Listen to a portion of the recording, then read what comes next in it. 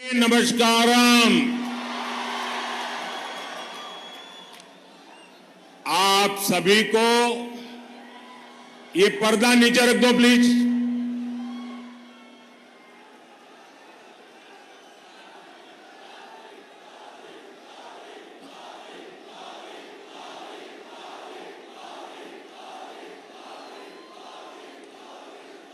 आप सभी को अक्षय तृतीया की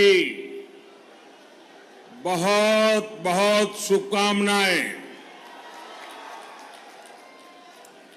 आपके जीवन में सुख रहे, समृद्धि रहे, लक्ष्मी जी का आशीर्वाद रहे, आपका भाग्य बना रहे, सौभाग्य बना रहे, ईश्वर से यही कामना है।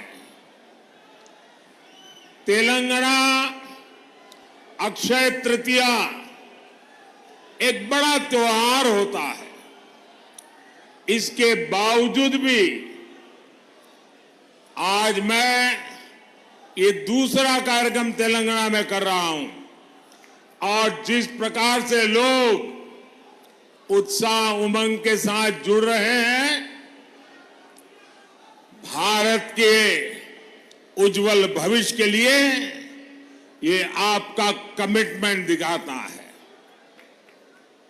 साथियों, हैदराबाद तो स्पेशल है ही, ये वेन्यू भी और स्पेशल है। आप में से बहुत लोगों को याद होगा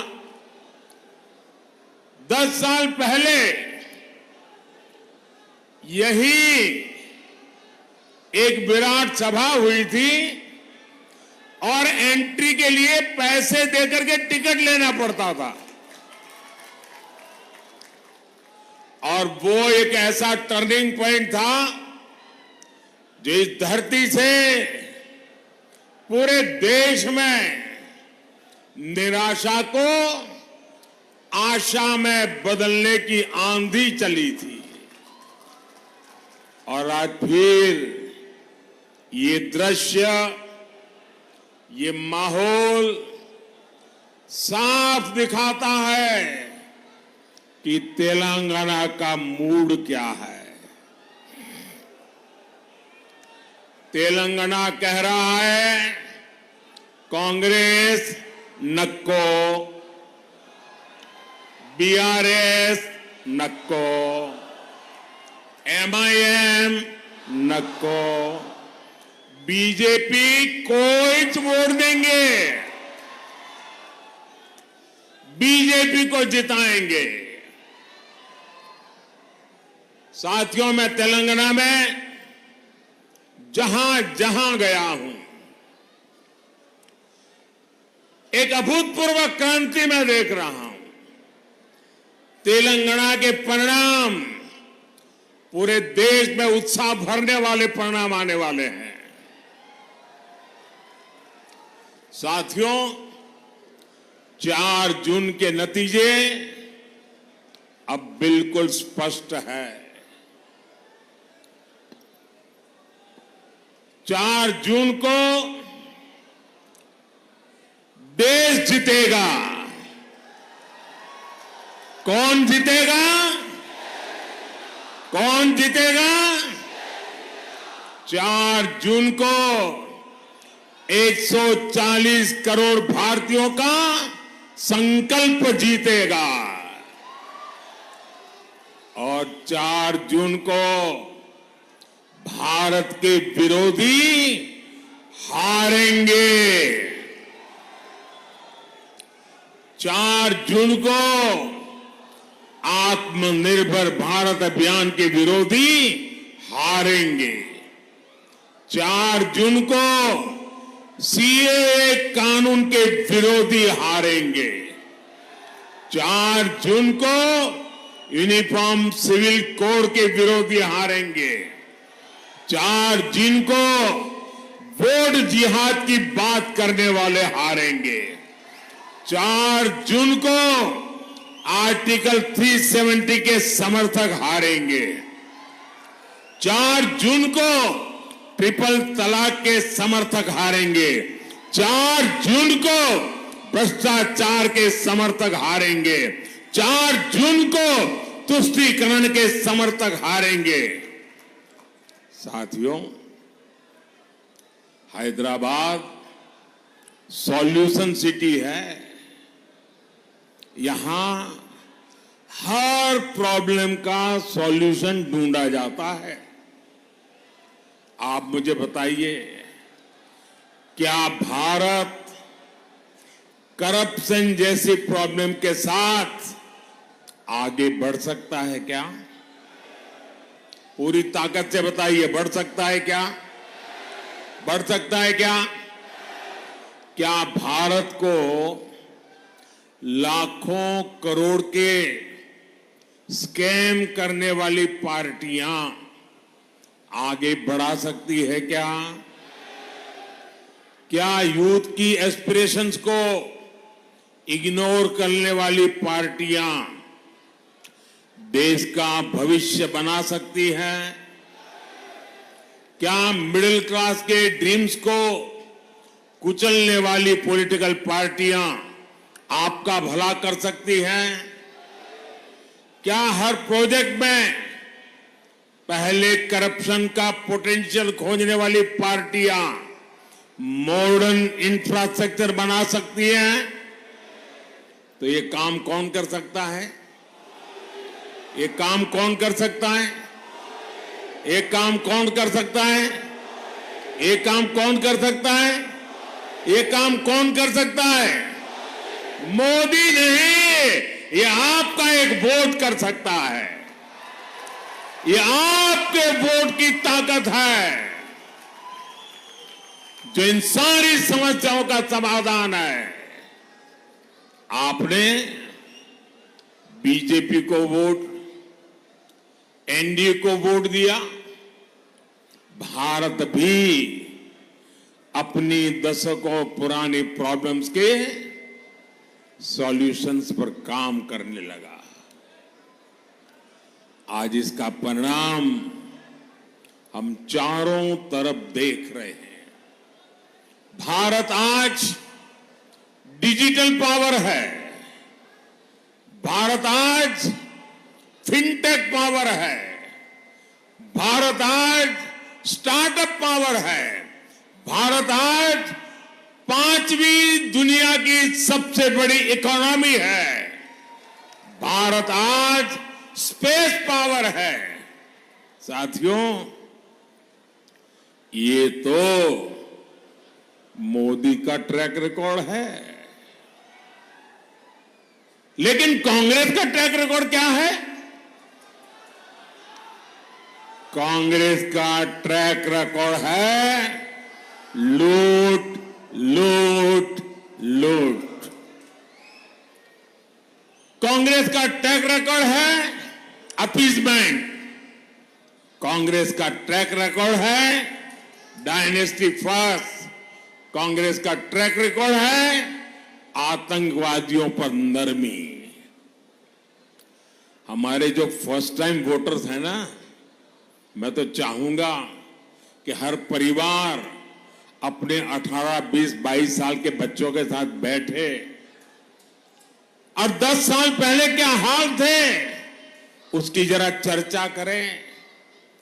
शायद इन फर्स्ट टाइम वोटर जो आज से 10 साल पहले 8 साल, 10 साल, 12 साल के थे, उन्हें तो याद भी नहीं होगा 10, 11 साल पहले यहां दिलसुख नगर में सीरियल बम ब्लास्ट हुए थे। कांग्रेस की सरकार में पहले पूरे देश में ऐसी ही खबरें आती रहती थी।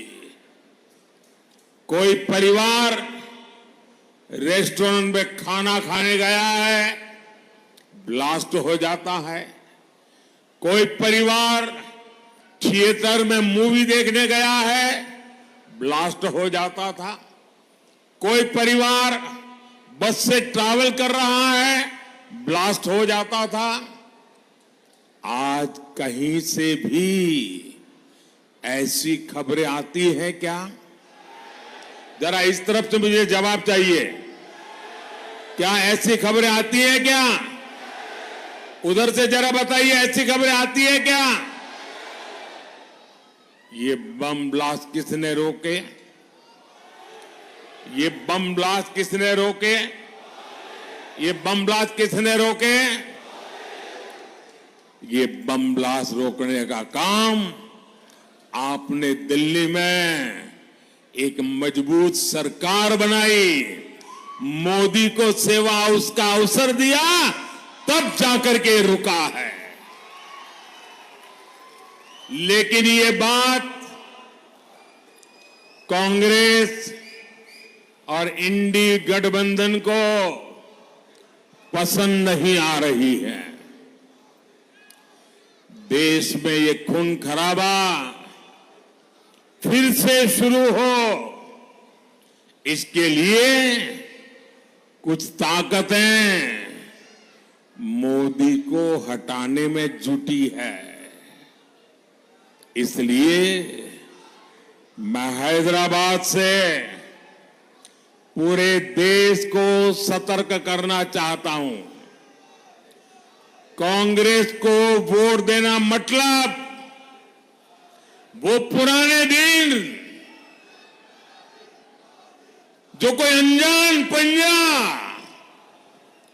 आतंक को उसके साए में जीने के लिए देश को मजबूत कर दिया था, देश को मजबूर बना देता था। और इसलिए फिर से एक बार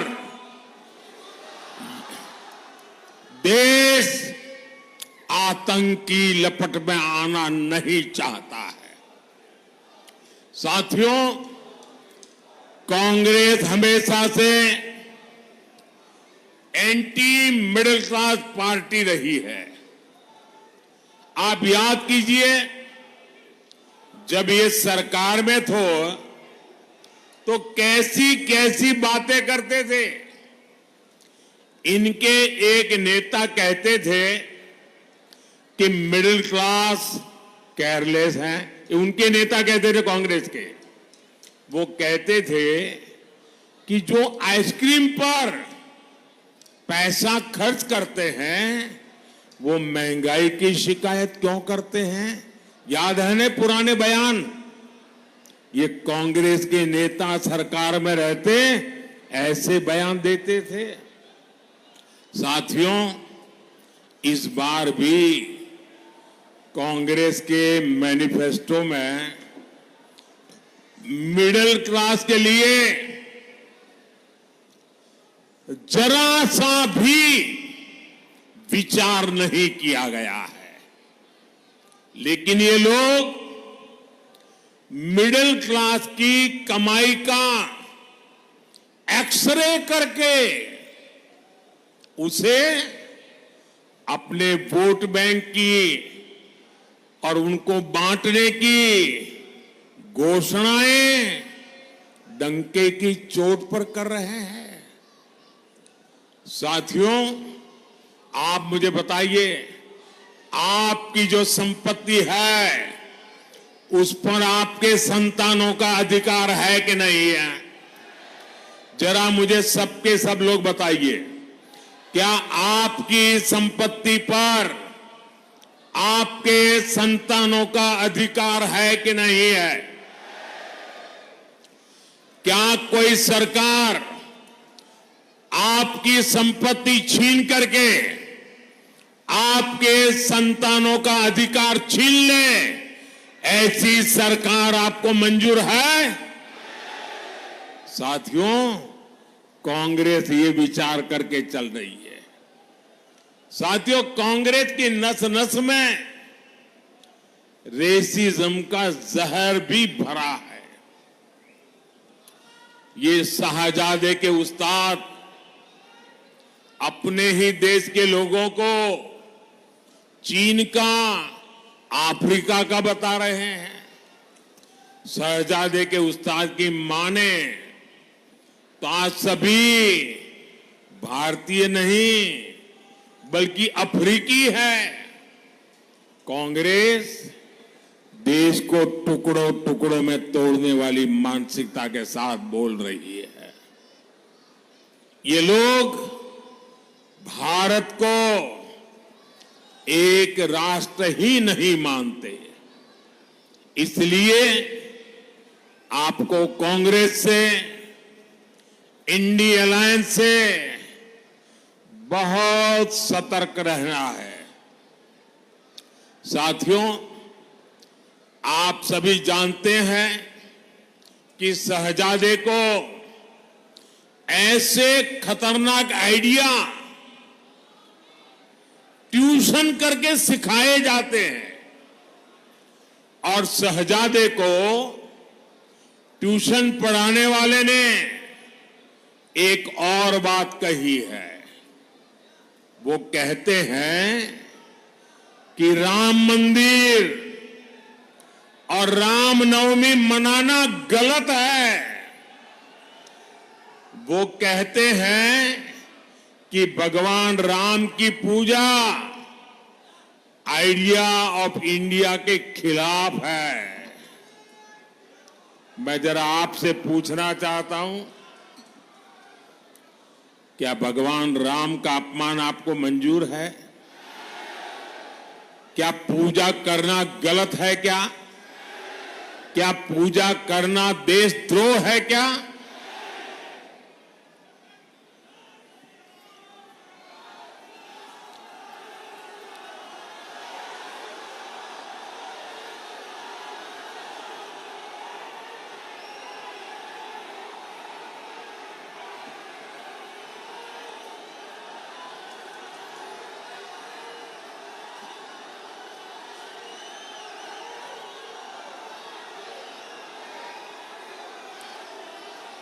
भारत को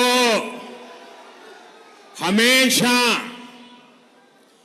विदेशी चश्मे से देखने वाली कांग्रेस को आइडिया ऑफ इंडिया का अंदाज ही नहीं है। आखिर क्या है आइडिया ऑफ इंडिया?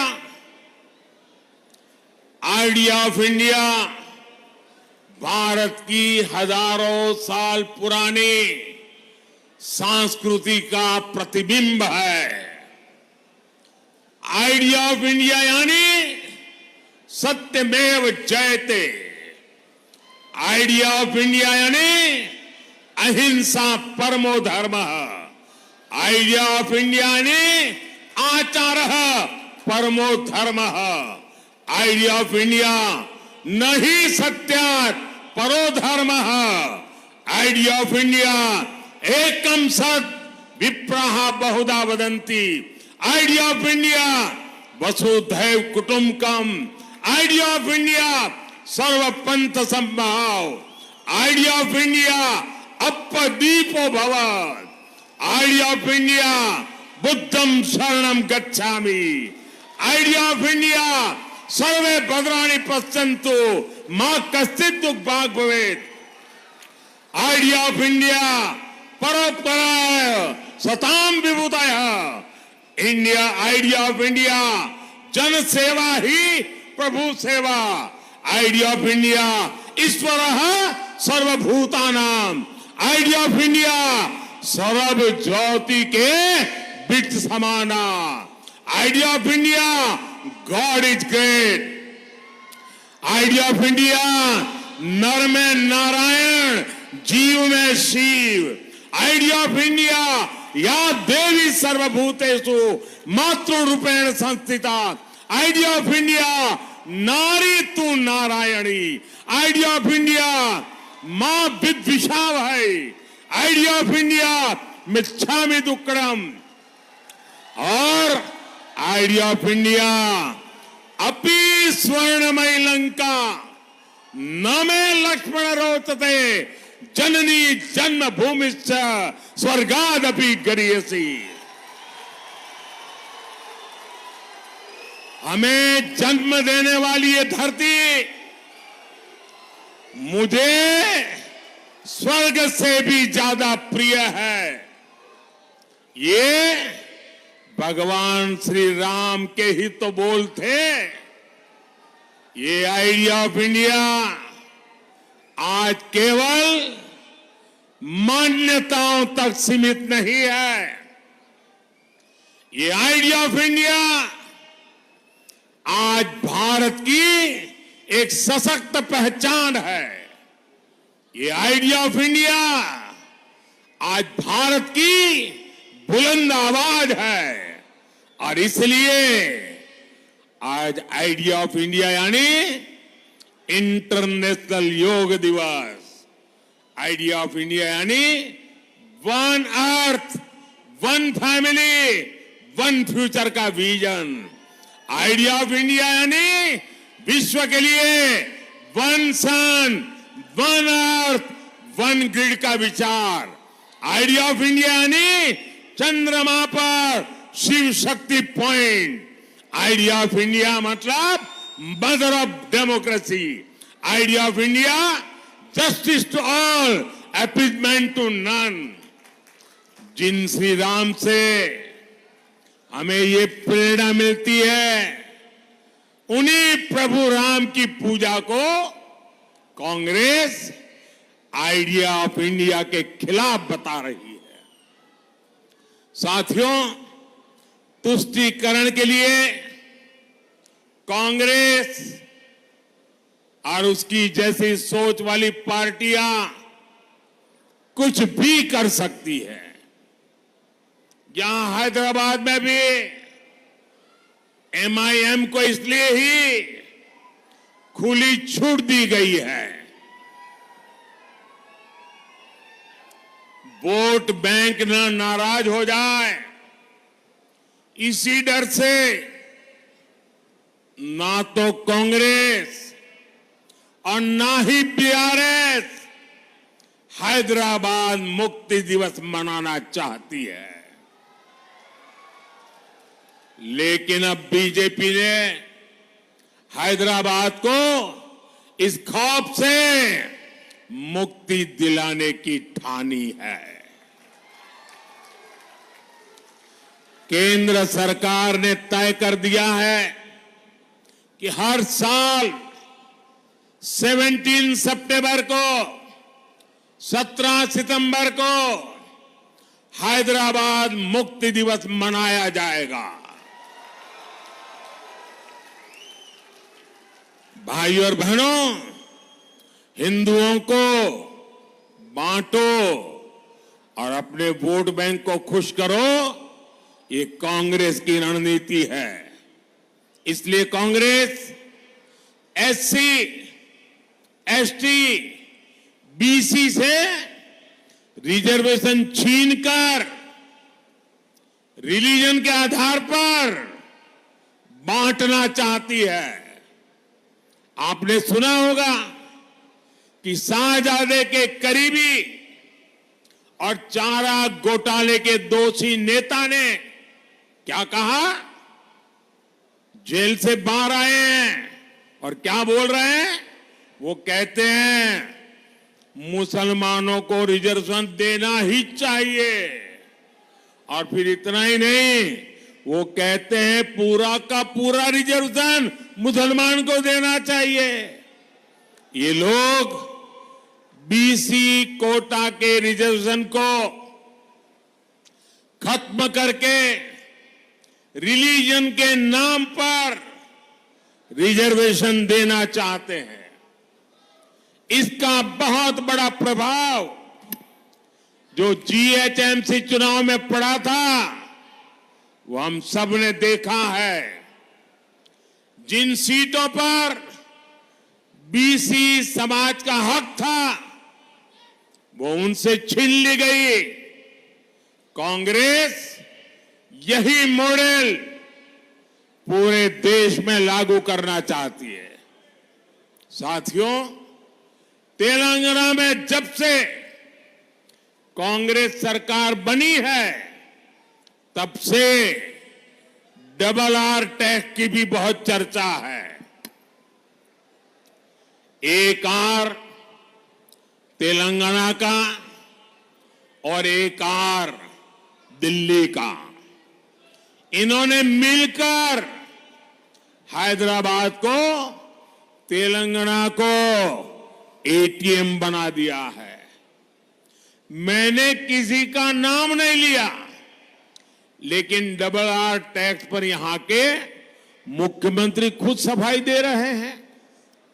साथियों, यहां हैदराबाद में तो ट्रिपल आर टैक्स का बोझ आपको उठाना पड़ता है। यहां एक आर रजाकार का भी है। ये रजाकार टैक्स कैसे काम करता है, ये ओल्ड हैदराबाद में दिखता है। कांग्रेस, बीआरएस के समर्थन वाली मजलिस के सांसद वहां लंबे अरसे से है, लेकिन वहां बेसिक सुविधाएं तक नहीं है। साथियों, हैदराबाद में हर साल बारिश में चारों तरफ पानी भर जाता है, लेकिन बीआरएस हो या कांग्रेस, किसी ने भी आपकी परेशानियों को नहीं समझा। हर साल पब्लिक परेशान रहती है। इससे हेल्थ और एजुकेशन, हर सर्विस, उस पर बहुत बुरा असर पड़ता है। यहां पावर कट से लोग परेशान हैं। साथियों, बीजेपी तेलंगाना के तेज विकास के लिए प्रतिबद्ध है। तेलंगाना को पहला एम्स किसने दिया? तेलंगाना को 4 वंदे भारत ट्रेन किसने दी? तेलंगाना को सेंट्रल ट्राइबल यूनिवर्सिटी किसने दी? तेलंगाना में बंद पड़ी फर्टिलाइजर फैक्ट्री किसने चालू की?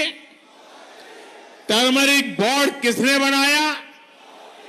एनटीपीसी का बड़ा बिजली कारखाना किसने बनाया? ये सारे काम बीजेपी की सरकार ने किए हैं।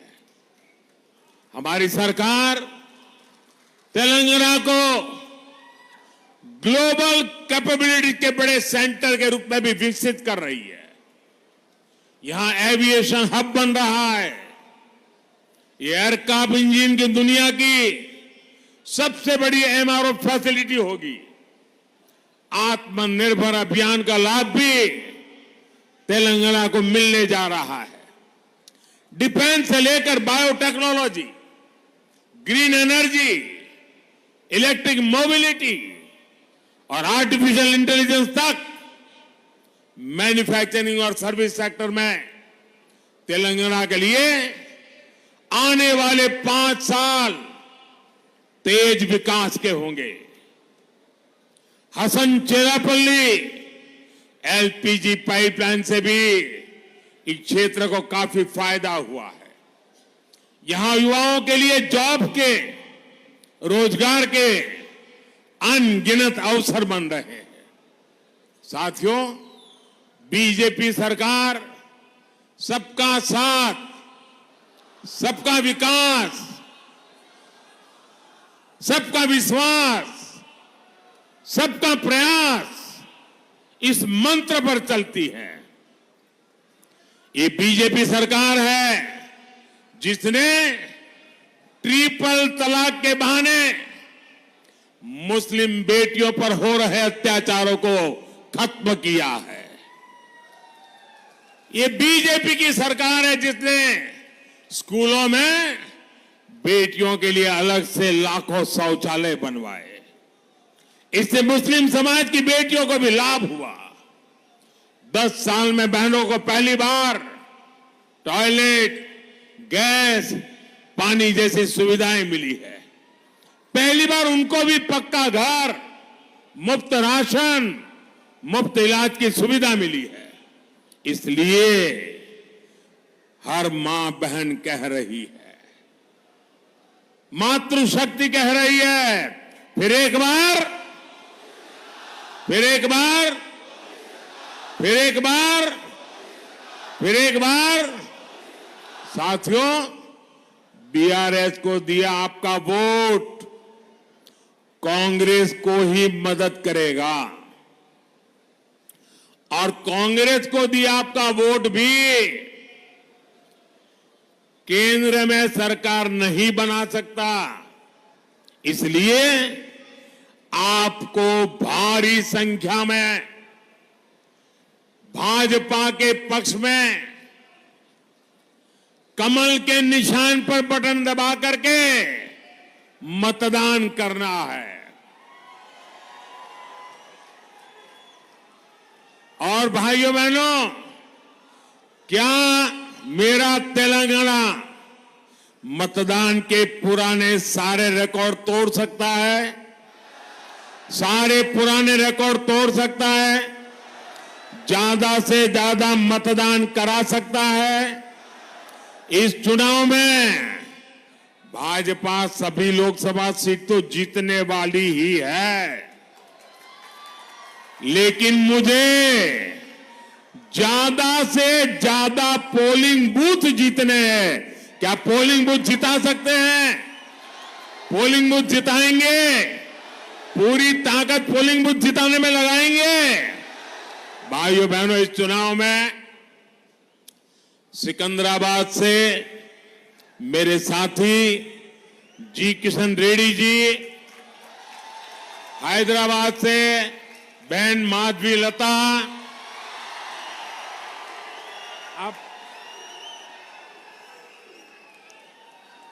मलकाजगिरी से श्री एटला राजेंद्र,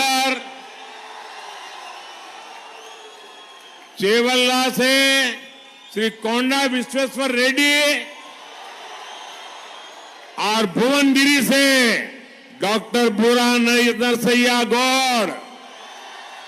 इन सभी साथियों को विजयी बनाना है। बनाएंगे, ज्यादा से ज्यादा मतदान कराएंगे। अच्छा, मेरा एक काम करोगे? ये चुनाव वाला काम नहीं है, मेरा पर्सनल काम है, करोगे?